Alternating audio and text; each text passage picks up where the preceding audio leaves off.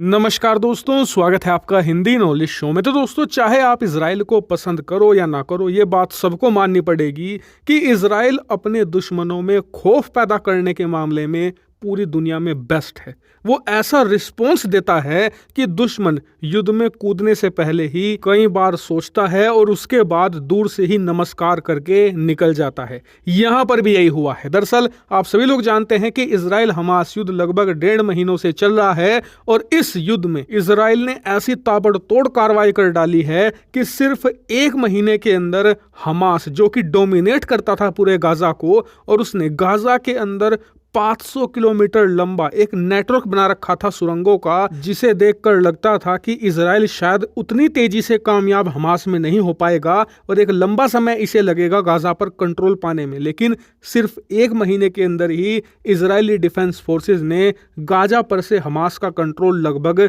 खत्म कर दिया है। और उससे भी खास बात, राष्ट्र सुरक्षा के मामले में हमास इतना सख्त है कि चाहे हिजबुल्ला हो, लेबनान हो या फिर सीरिया ही क्यों ना हो, जब जब यहाँ से खतरा आया है ना, बिना डरे, बिना इस बात की चिंता करे कि ये सब एक साथ मिलकर उस पर अटैक कर सकते हैं, इसकी फिक्र किए बिना उसने इन देशों के अंदर घुस घुस कर कार्रवाई करी है। और ये कार्रवाई अब भी जारी है और इनमें से किसी की इतनी हिम्मत नहीं कि ये इजराइल पर डायरेक्ट युद्ध का ऐलान कर सके। यहाँ तक कि हिजबुल्ला, जो कि इजराइल के खिलाफ सबसे खतरनाक खतरा माना जाता था, वो भी शांत बैठा है। लेकिन ये तो कुछ भी नहीं। आज जो खबर निकलकर सामने आई है ना, उसने दुनिया के सामने ये जाहिर कर दिया है कि इजराइल चीज क्या है। दरअसल जब जब इजराइल की वीडियो मैंने बनाई है, आप में से ज्यादातर लोगों का यही सवाल था कि ईरान क्या इस युद्ध में कूद सकता है, क्योंकि अरब देशों में देखें तो इजराइल के लिए ईरान से बड़ा कोई भी खतरा नहीं है। लेकिन पिछले 1-1.5 महीनों में जो हुआ है,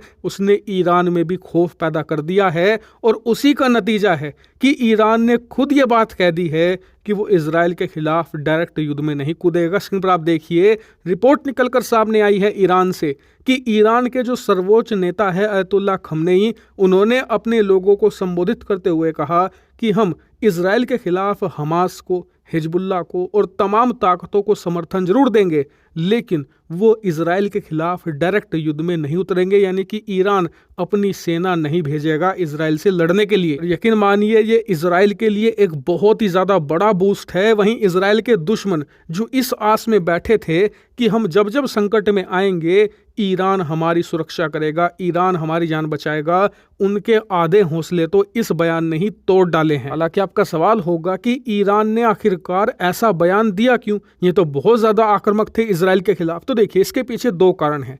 पहला है इजराइल की कार्रवाइयां, जिनसे डरा हुआ है ईरान, क्योंकि उसे पता है कि अगर उसने कुछ भी इजराइल के खिलाफ इस वक्त किया तो इजराइल उसके देश में घुसकर मारने में बिल्कुल भी संकोच नहीं करेगा। और कहीं उसने इनकी जो न्यूक्लियर फैसिलिटीज हैं उन्हें निशाना बना लिया तो इन्हें डैमेज बहुत ज्यादा हो जाएगा। वहीं बात करें दूसरे कारण की, तो वो है अमेरिका। दरअसल अमेरिका ने इस वक्त पूरे अरब वर्ल्ड को घेर कर रखा हुआ है, चाहे सऊदी हो, चाहे यमन हो, चाहे ईरान हो। इन सारे देशों के चारों तरफ अमेरिका के शक्तिशाली युद्धपोत खड़े हुए हैं। ऐसे में अगर ईरान चाहे भी तो भी वो कुछ बड़ा नहीं कर सकते इजराइल के खिलाफ, क्योंकि अमेरिकी फोर्सेस उन्हें रास्ते में ही ध्वस्त कर सकती हैं। ऐसे में अमेरिका की प्रोटेक्शन और अपनी कार्रवाई से जो इजराइल ने खौफ बनाया है, उसी का नतीजा है कि तमाम अरब देश ईरान के साथ अब चुप बैठ गए हैं। हालांकि ईरान की इस घोषणा के बाद भी इजराइल ने बिल्कुल सतर्कता नहीं छोड़ी है, क्योंकि उन्हें पता है